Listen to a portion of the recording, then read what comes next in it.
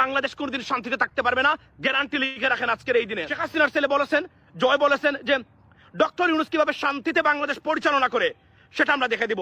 যে ভারত আমাদের বন্ধু হতে পারে না, এটা কখনোই ছিল না।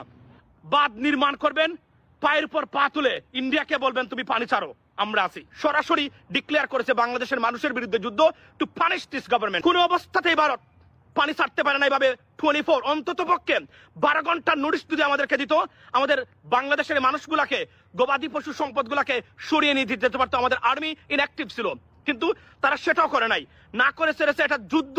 এটাকে আমি পানি যুদ্ধ বলেছি, ওয়াটার যুদ্ধ যেটা ঘোষণা করেছে ভারত। যদি আমরা পানি যুদ্ধে জয়লাভ করতে পারি ভারতের সাথে, বাংলাদেশকে দমিয়ে রাখার ক্ষমতা বা ডিস্টার্ব করার ক্ষমতা পৃথিবীর কোনো দেশের নাই, কোনো শক্তির নাই। পানির ক্ষেত্রে আমরা বাটিতে, তারাও জানে, ডাজন্ট মিন যখন ইচ্ছা তখন আপনি পানি ছাড়তে পারবেন, কারণ আপনার পানিতে অন্যজনের ক্ষতি হবে। প্রথম অপরাধ, আপনি এটা বাদ দিয়ে আটকে রেখেছেন। যদি আটকে না রাখতেন তাহলে ফ্লাশ ফ্লাড হতো না কখনোই, কারণ পানিটা ধীরে ধীরে আস্তে আস্তে পানিটা সবসময় প্রবাহিত হতো। পানি আপনি আটকে রেখেছেন, এখন আপনি কি করেছেন? কোনো ওয়ার্নিং ছাড়া বাংলাদেশকে, এটা চরম অমানবিক, মানবাধিকারের লঙ্ঘন, দেশদ্রোহী দেশের সাথে যুদ্ধ। শুধু F-16 সালে এই যুদ্ধ হয় না, বিভিন্ন কারণে বিভিন্নভাবে একটা দেশ গোষ্ঠীর বিরুদ্ধে যুদ্ধ হতে পারে। সেই যুদ্ধে ভারত সরাসরি ডিক্লেয়ার করেছে বাংলাদেশের মানুষের বিরুদ্ধে যুদ্ধ, টু পানিশ দিস গভর্নমেন্ট। বাংলাদেশের অস্তিত্বের জন্য সবচেয়ে বড় ভয়ঙ্কর যে আপনার যে শক্তি আছে বা শত্রু আছে, তার নাম হচ্ছে ইন্ডিয়া। এদেরকে মোকাবেলা, আমি আবার বলছি, not Indian people, Indian policies over Bangladesh aggression. যতক্ষণ পর্যন্ত ইন্ডিয়াকে আমরা মোকাবেলা করতে না পারবো, বাংলাদেশ কোনদিন শান্তিতে থাকতে পারবে না, গ্যারান্টি লিখে রাখেন আজকের এই দিনে।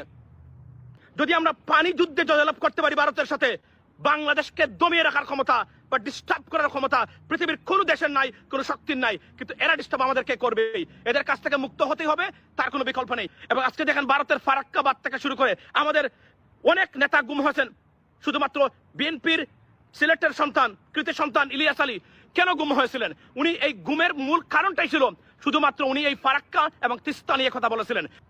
ভারত বাঁধ নির্মাণ করেছেন, 16 বছরের সরকার একটা প্রজেক্ট নেয় নাই বাংলাদেশকে এই পানির থেকে মুক্তি করার জন্য, আপনার এই বিপদ থেকে রক্ষা করার জন্য।